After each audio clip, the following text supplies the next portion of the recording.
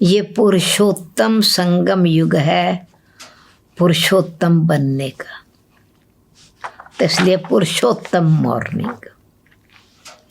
17 सितंबर की मुरली सुनते हैं। मीठे बच्चे, तुम्हें इस पुरुषोत्तम संगम युग पर ही उत्तम ते उत्तम पुरुष बनना है। सबसे उत्तम पुरुष ये लक्ष्मी नारायण है। सबसे उत्तम पुरुष हैं श्री लक्ष्मी श्री नारायण। ऐसा बनना है।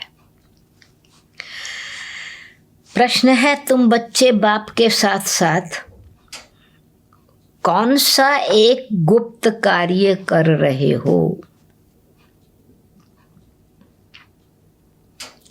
उत्तर है, आदि सनातन देवी देवता धर्म और दैवी राजधानी की स्थापना।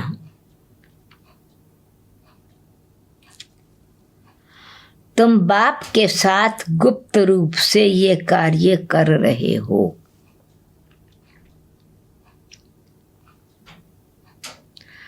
बाप है बागवान, जो आकर कांटों के जंगल को फूलों का बगीचा बना रहे हैं।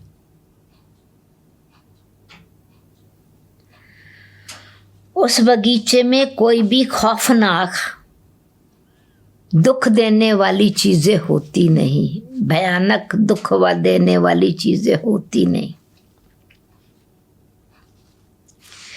गीत है, आखिर वो दिन आया आज मेरा हाथ आकर पकड़ा आप गरीब निवाज। ओम शांति। रूहानी बाप बैठ रूहानी बच्चों को समझाते हैं। समझाएंगे तो जरूर शरीर द्वारा। आत्मा शरीर बगैर कोई भी कार्य कर नहीं सकती। रूहानी बाप को भी एक ही बारी पुरुषोत्तम संगम युग पर शरीर लेना पड़ता है।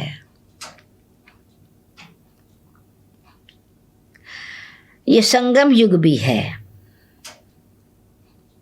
इनको पुरुषोत्तम युग भी कहेंगे। क्यों? कि इस संगम युग के बाद ही फिर सतयुग आता है। सतयुग को भी पुरुषोत्तम युग कहेंगे। सतयुग को भी पुरुषोत्तम युग कहेंगे, क्योंकि वहाँ सभी उत्तम पुरुष हैं, पुरुषोत्तम हैं।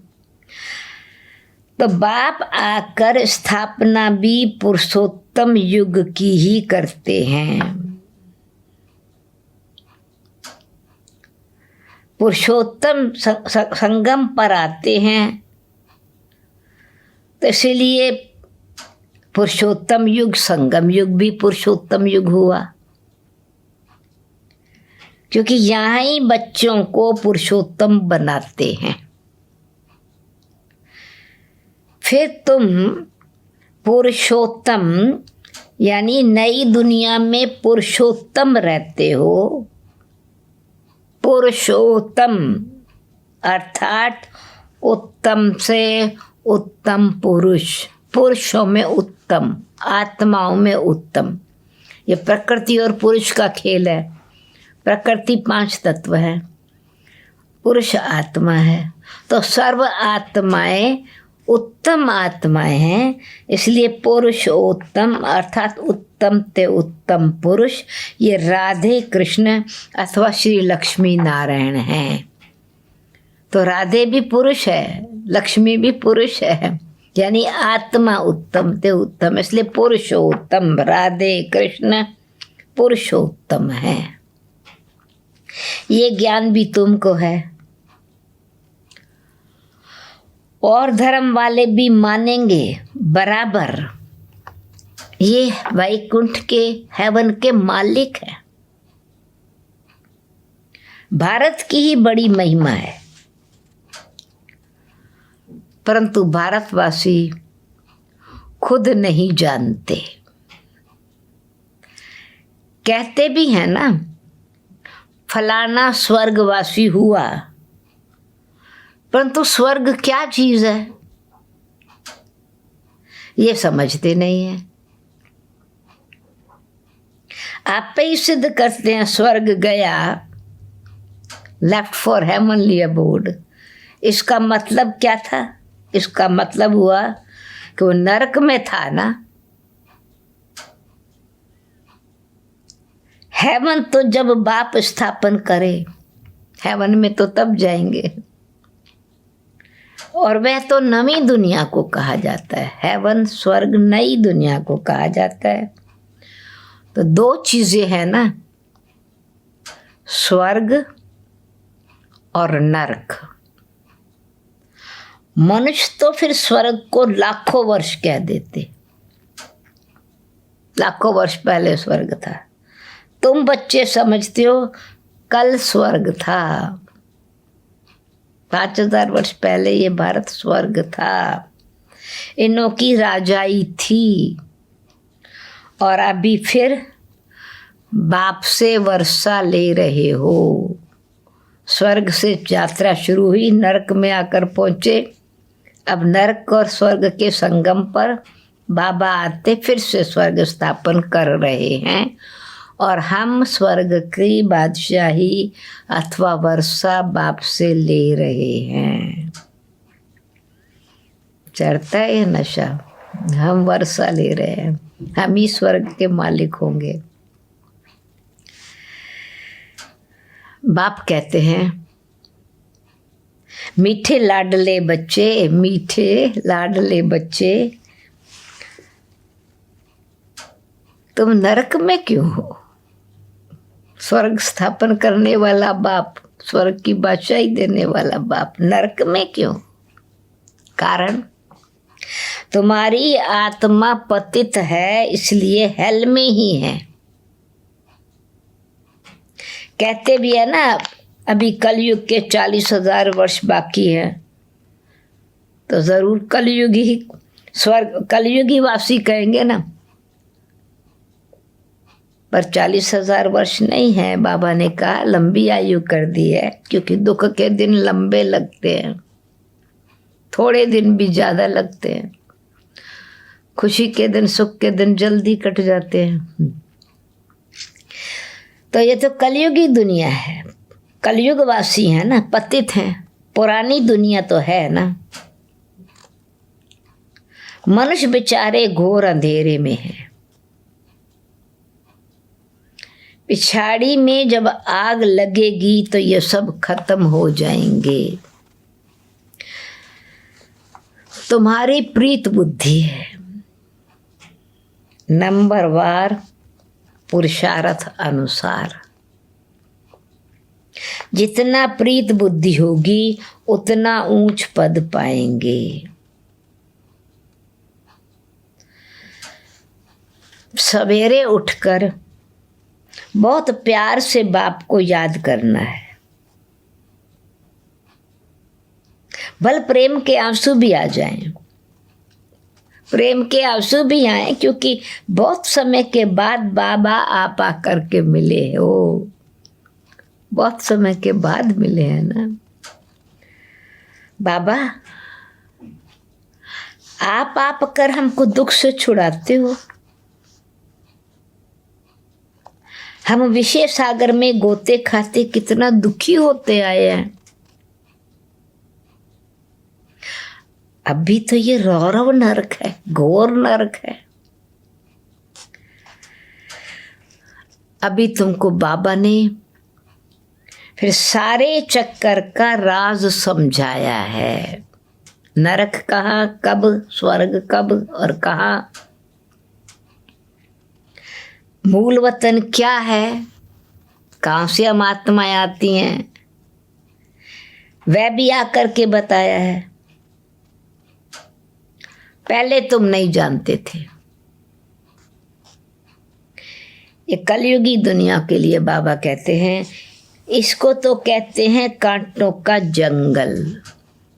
कलयुगी घोर नरक को कहेंगे कांटों का जंगल, और स्वर्ग को कहा जाता है गार्डन ऑफ अल्लाह, फूलों का बगीचा। बाप को बागवान कहते हैं ना।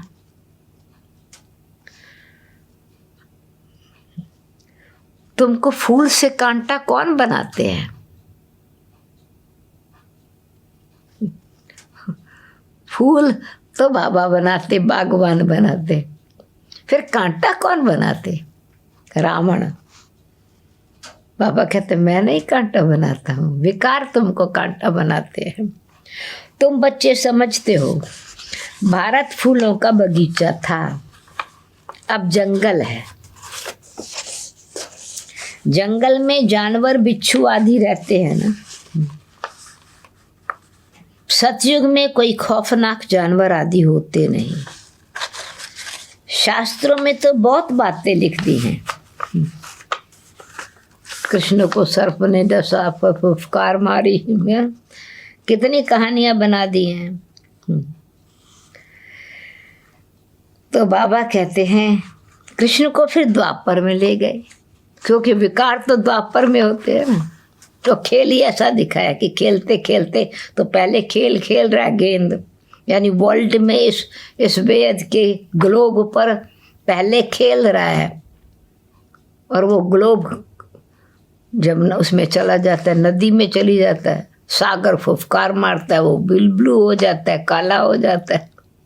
पर अर्थ नहीं समझते कि द्वापर में फिर वो सुंदर आत्मा श्याम बन जाती है। श्याम है पर नाम श्री कृष्ण नहीं है।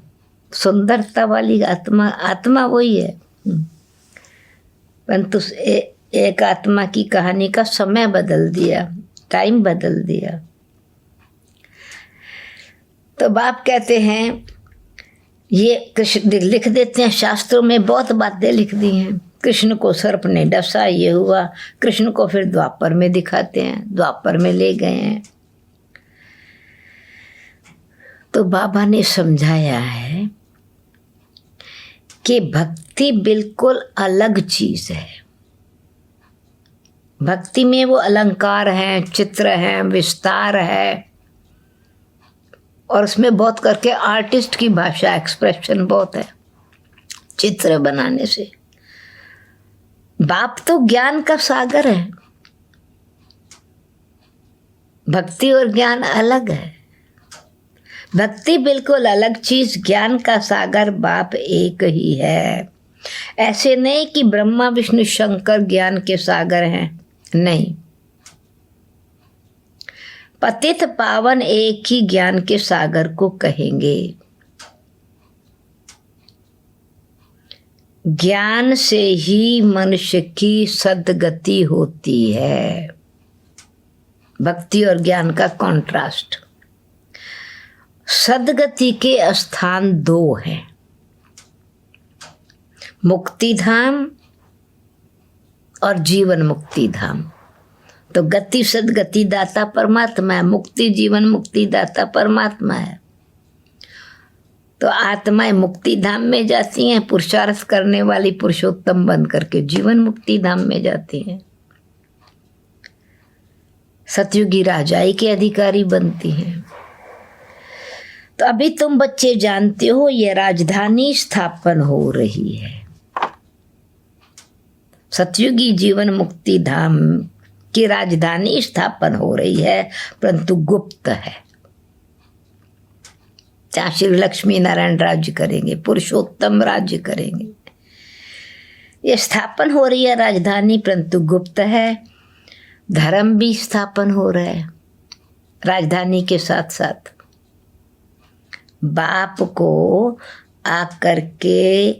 बाप ही आकर के आदि सनातन देवी देवता धर्म की स्थापना करते हैं। तो सब अपने अपने मनुष्य चोले में आते हैं। आत्माएं फिर देवता, मनुष्य आत्माएं फिर शरीर को धारण करेंगी।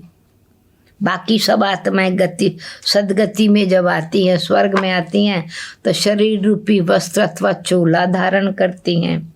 सृष्टि पर आती हैं तो चोला धारण करती हैं, यानी शरीर रूपी ड्रेस पहनती हैं। और बाप को तो अपना चोला है नहीं, अपना शरीर है ही नहीं, इसलिए उनको निराकार गॉड फादर कहा जाता है। बॉडीलेस है, ड्रेस है ही नहीं, निराकार है। तो शरीर रूपी आकार नहीं है ना, इसीलिए निराकार है। बाकी सब है साकारी। निराकारी परमपिता परमात्मा आत्मा परमात्मा, मनुष्य आत्माएं सब है साकारी। निराकारी वर्ल्ड को, इनकॉर्पोरियल परमपिता परमात्मा को, निराकार को कहा जाता है इनकॉर्पोरियल गॉड फादर, इनकॉर्पोरियल आत्माओं का। आत्माएं भी निराकार हैं। जब तुम आत्माएं वहां रहती हो निराकारी दुनिया में, तो निराकार हो। बाप भी वहां रहते हैं, तो तुम आत्माएं भी वहां ही रहती हो। बाप है गुप्त, बाप ही आकर आदि सनातन देवी देवता धर्म की स्थापना करते हैं। मूल वतन में कोई दुख नहीं है, तो बाबा आकर के दुख धाम से मुक्त करते हैं। तो मुक्ति क्यों कही? क्योंकि दुख से मुक्त हो गए हैं, अशांति से मुक्त हो गए। बाकी ऐसे नहीं कि समा जाते हैं कोई ब्रह्मलोक में। मूल वतन में कोई दुख नहीं है। बाप कहते हैं तुम्हारा कल्याण ही एक बात में है, बाप को याद करो, यानी मन मेरे में लगाओ। मन मना भव, मन को मेरे जैसा बनाओ, कल्याणकारी बनाओ। बस बाप का बच्चा बना तो बच्चा बनते ही वर्षे के अधिकार, ये अंडरस्टूड है ना।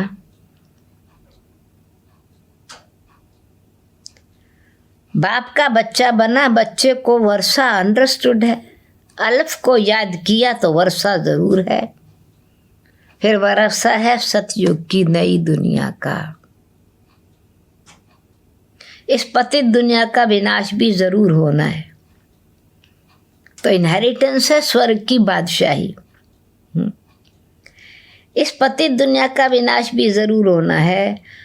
अमरपुरी में जाना ही है। परम धाम अमरपुरी है, सतयुग भी अमरपुरी है। अमरनाथ तुम पार्वतियों को अमर कथा सुना रहे हैं। तीर्थों पर कितने मनुष्य जाते हैं, अमरनाथ पर कितने जाते हैं, परंतु वहां कुछ है नहीं। ऐसा नहीं है कि शिव कोई पार्वती को कथा सुना रहा है ऊपर।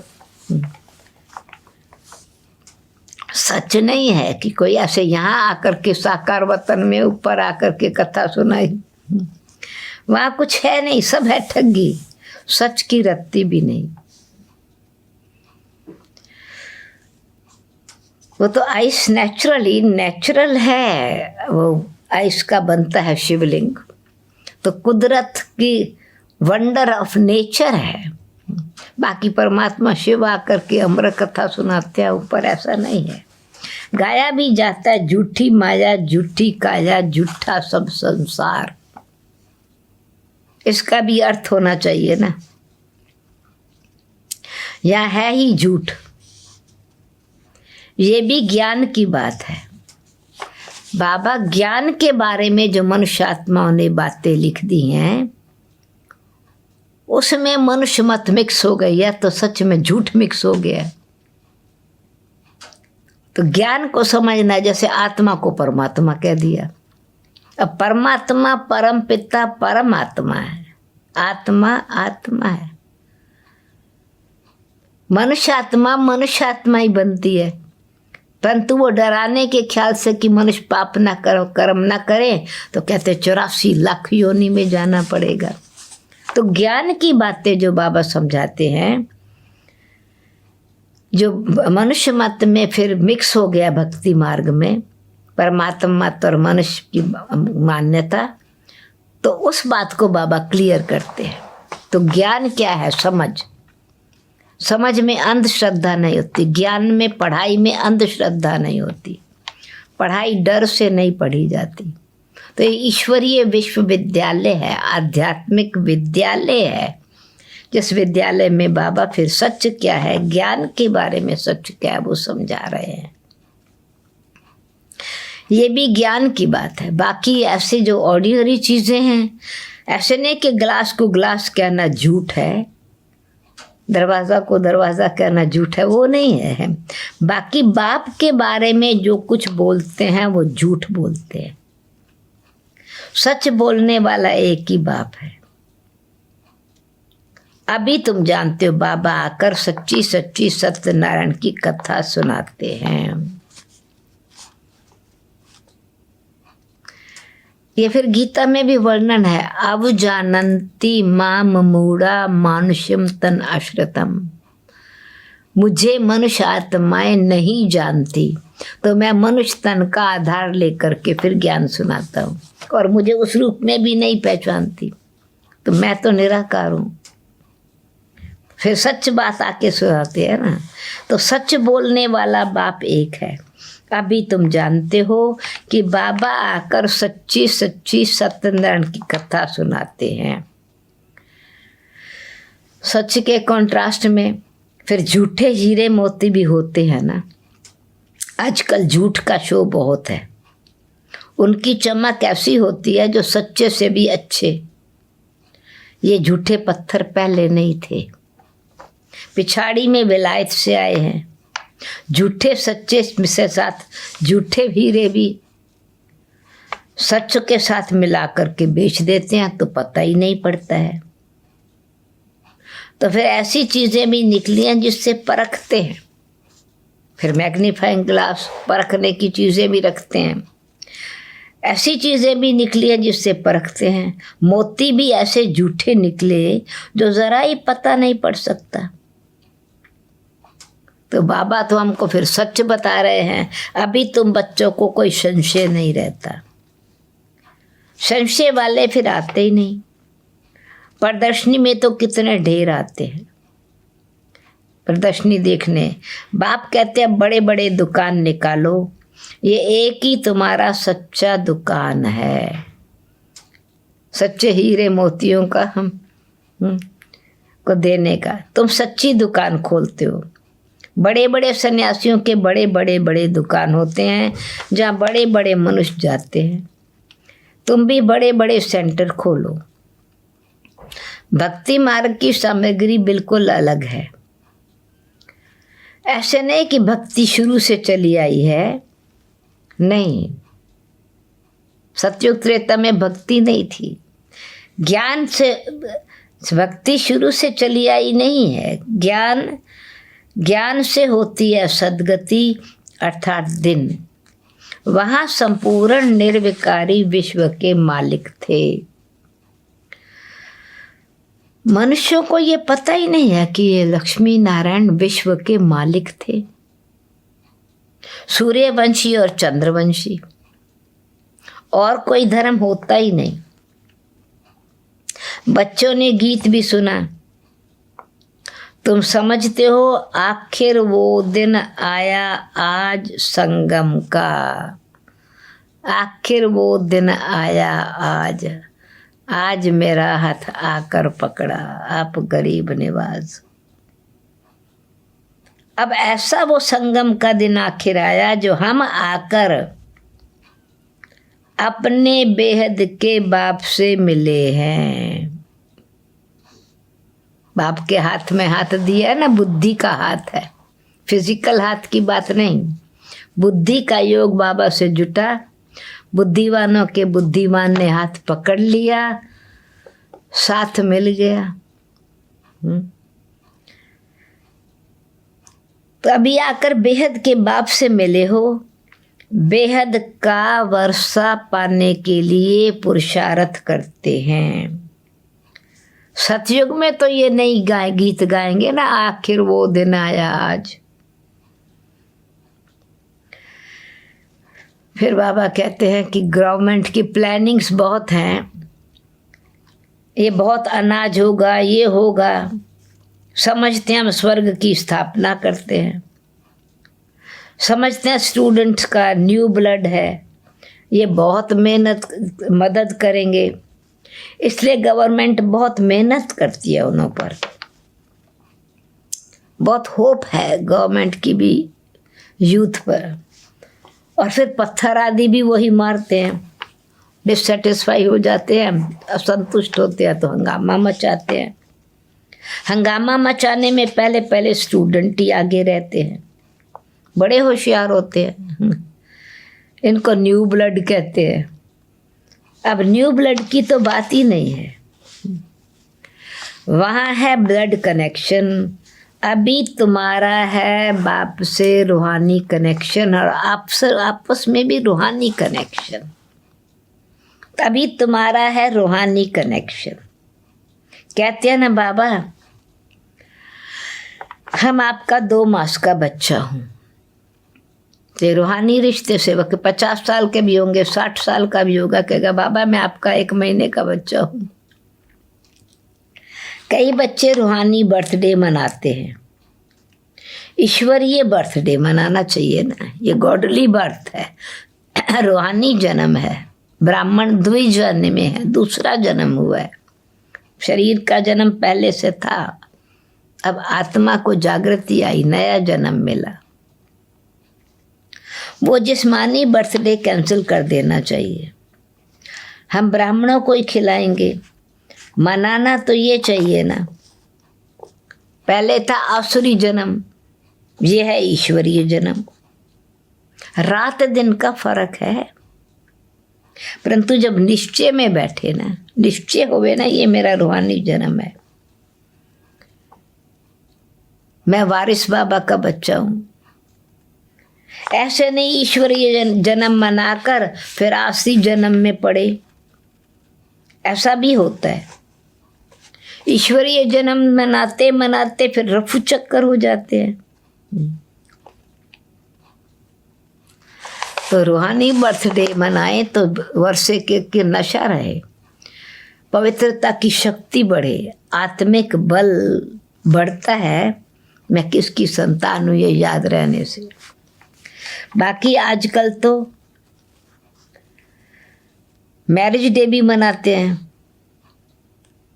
शादी को जैसे कि अच्छा शुभ कार्य समझते हैं, जन्म में जाने का दिन मनाते हैं, भिखारी बनते हैं ना। गीता में भगवान ने कहा काम क्रोध नरक का द्वार है, तो जन्म में जाने का दिन मनाते हैं। वंडर है ना, नरक के द्वार में जाने का दिन मनाते हैं। तो ये बाप बैठिए सब बातें समझाते हैं। अब तुमको तो ईश्वरीय बर्थडे ब्राह्मणों के साथ ही मनाना है। हम शिव बाबा के बच्चे हैं, हम बर्थडे मनाते हैं तो शिव बाबा की याद रहेगी ना। जो बच्चे निश्चय बुद्धि हैं उनको जन्मदिन मनाना चाहिए। वो आसुरी जीवन जन्म की बातें फिर भूल जाएं। बर्थडे मनाया तो पिछले जन्म से तो पिछला जन्म बीत गया ना, नया जन्म हो गया ना। आसुरी जन्म ही भूल जाए, ये बाबा राय देते हैं। अगर पक्का निश्चय बुद्धि है तो ये रूहानी जन्मदिन मनाए। बस हम तो बाबा के बन गए, दूसरा ना कोई। फिर अंतमति सुगति हो जाएगी। बाप की याद में मरा तो दूसरा जन्म भी ऐसा ही मिलेगा। नहीं तो अंतकाल, जैसे ग्रंथ में भी है ना, ग्रंथ साहब में बहुत सारी बातें, अंतकाल जो स्त्री सिमरे वल वल जन्म विकारी जन्मे, यानी डराया है कि अंतकाल में मनुष्य आत्माओं की स्मृति जैसी होती है वैसे ही जन्म होता है, संस्कार लेके जाते हैं। यहाँ फिर कहते हैं अंत समय गंगा का तट हो, ज्ञान हमारी बुद्धि में हो। ये सब है भक्ति मार्ग की बातें। फिर भक्ति मार्ग में भी तुमको तो बाप कहते हैं तो कि तुम शरीर छोड़ो तो अंत में स्वदर्शन चक्करधारी ही रहो। शरीर छूटे, बुद्धि में स्वदर्शन चक्कर चलता रहे। जैसे भक्ति में कहते हैं ना, गंगा का तट हो, गंगा जल मुख में हो, तब प्राण तन से निकले। तो फिर मनुष्य आत्माएं वो शरीर छोड़ देते हैं तो कोई विधि करते हैं ना, जब उनकी डेड बॉडी की, शव की, तो उसमें फिर मुख में गंगा जल डालते हैं। पर मतलब था कि मरने से पहले ज्ञान बुद्धि में हो। तो भक्ति मार्ग की बातें सिर्फ रस्म रिवाज की बातें हैं और ज्ञान है रहस्य की बातें। जब ज्ञान की बात बुद्धि में बैठती है तो अंदर रस आता है, अवस्था डामाडोल नहीं होती, परमात्म याद में एक रस अवस्था रहती है, अचल अडोल रहते हैं। क्योंकि स्व का दर्शन, आत्मा को अपनी पहचान मिलती है। तुमको बाप कहते हैं शरीर छूटे तो भी तुम स्वदर्शन चक्करधारी हो, यानी इतना बुद्धि में ज्ञान चक्कर बाबा भी याद रहे और सृष्टि चक्र का ज्ञान भी याद रहे। वो तो ज़रूर तब होगा जब पहले से ही ये पुरुषार्थ करते रहेंगे। जो बहुत समय से सोचते और करते रहेंगे वही तो अंतकाल में याद आएगा ना। तो क्या याद रखना है? अपने को आत्मा समझो और बाप को याद करो, क्योंकि तुम बच्चों को अब वापस जाना है अशरीरी होकर। यहाँ पाठ बजाते बजाते सतो प्रधान से तमो प्रधान बने हो, अब फिर सतो प्रधान बनना है। इस समय आत्मा ही इम्प्योर है, तो शरीर प्योर फिर कैसे मिल सकेगा? बाबा ने बहुत मिसाल समझाए हैं। ब्रह्मा बाबा भी अपने अनुभव की बातें भी सुनाते हैं, क्योंकि जौहरी है ना। खाद जेवर में नहीं, सोने में पड़ती है, यानी खोट आत्मा में आता है तो शरीर भी पर पतित बन जाता है। शरीर है जेवर, आत्मा है सोना। एनोलॉजी है। 24 कैरेट से 20 कैरेट सोना बनाना होगा तो चांदी डालेंगे, अभी तो सोना है ही नहीं। सब लेते रहते हैं, यानी सोना भी जो है गवर्नमेंट धीरे धीरे ले लेती है। आजकल नोट भी देखो कैसे बनाते हैं, कागज़ भी नहीं है। बच्चे समझते हैं कलप कलप ऐसा होता आया है। फिर गवर्नमेंट भी पूरी जांच रखते हैं, लॉकर शादी खुलवाते हैं, जैसे किसी की तलाशी आदि ली जाती है ना। तो गायन भी है, किन की दबी धूल में किन की राजा खाए, गवर्नमेंट ले जाए। किसकी दबी धूल में किसकी राजा खाए, किसकी चोर लूट ले जाए, किसकी साड़े भाए। आग जला देगी, जोर से आग लगती है, सफली होगी उनकी जो खर्चे नाम धनी के। तुम बच्चे जानते हो जोर से आग लगनी है, ये सब होना ही है। इसलिए तुमको बैगेज भविष्य के लिए तुम अपना बैगेज भविष्य के लिए तैयार कर रहे हो। कोई को मालूम थोड़ा ही है कि तुमको ही वर्षा मिलता है 21 जन्मों के लिए। हम अपना बैगेज ट्रांसफ़र कर रहे हैं। अपना भविष्य बना रहे हैं, अपने लिए ही। तुम्हारे ही पैसे से भारत को स्वर्ग बना रहे हैं, जिसमें फिर तुम निवास करेंगे। तो तुम बच्चे अपने ही पुरुषार्थ से आप पे ही राज तिलक लेते हो, अपने ही पुरुषार्थ से स्वयं अधिकारी बनते हैं। गरीब निवास बाबा फिर स्वर्ग का मालिक बनाने आए हैं। गरीब निवास बाबा ने हाथ पकड़ा है, बुद्धि का हाथ पकड़ा है, तो स्वर्ग का मालिक बनाने आए हैं। लेकिन बनेंगे तो पढ़ाई से ना, बुद्धि योग बाबा से लगाएंगे, ज्ञान की स्टडी करेंगे। इसमें कृपा व आशीर्वाद नहीं है, कृपा या आशीर्वाद से नहीं बनते। टीचर का पढ़ाना धर्म है ना, कृपा की बात नहीं है। टीचर को गवर्नमेंट से पगार मिलती है तो ज़रूर पढ़ाएंगे। इतना बड़ा इजाफा मिलता है। बाबा कहते हैं बाबा तुमको पढ़ाते हैं तो तुम पदम पति बनते हो, इसलिए कृष्ण के पाँव में पदम की निशानी दिखाते हैं। तुम यहाँ आए हो भविष्य में पदम पति बनने, बहुत सुखी शाहूकार अमर बनते हो, काल पर जीत पाते हो, अमर बनते हो। मनुष्य इन बातों को समझ नहीं सकते। तुम्हारी आयु पूरी हो जाती है तो अमर बन जाते हो, अपनी इच्छा से शरीर छोड़ते हैं। उन्होंने फिर पांडवों के चित्र बड़े लंबे चौड़े बना दिए हैं। समझते हैं पांडव इतने लंबे थे, ऊंची स्टेज को लंबा बना दिया। अब पांडव तो तुम हो ना, कितना रात दिन का फर्क है। मनुष्य कोई जास्ती लंबा तो होता नहीं, 6 फुट का ही होता है। भक्ति मार्ग में पहले शिव बाबा की भक्ति होती है, वो तो बड़ा बनाएंगे नहीं, फिर पांडवों के बड़े बड़े चित्र बनाते हैं। ये सब पूजा के लिए चित्र बनाते हैं।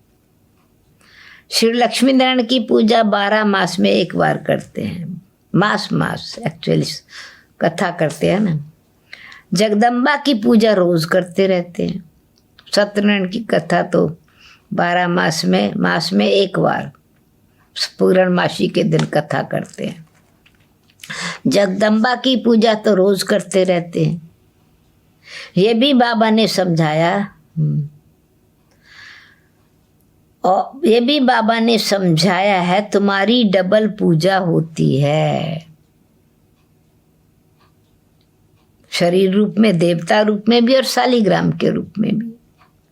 मेरी तो सिर्फ आत्मा यानी शिवलिंग की पूजा होती, तुम्हारी तो शालिग्राम के रूप में भी पूजा होती है और देवताओं के रूप में भी पूजा होती है। रुद्र जग रचते हैं तो कितने शालिग्राम बनाते हैं, तो बड़ा कौन हुआ? तुम तो डबल मालिक बनते हो ना, डबल वर्षोवर्ती बनते हो, बाबा कहते। तो तभी तो बाबा देखो निरहंकारी बाबा हम, तभी तो बाबा बच्चों को नमस्ते करते हैं, सलाम वालेकुम और नमस्ते करते हैं। कितना उच्च पद प्राप्त कराते हैं।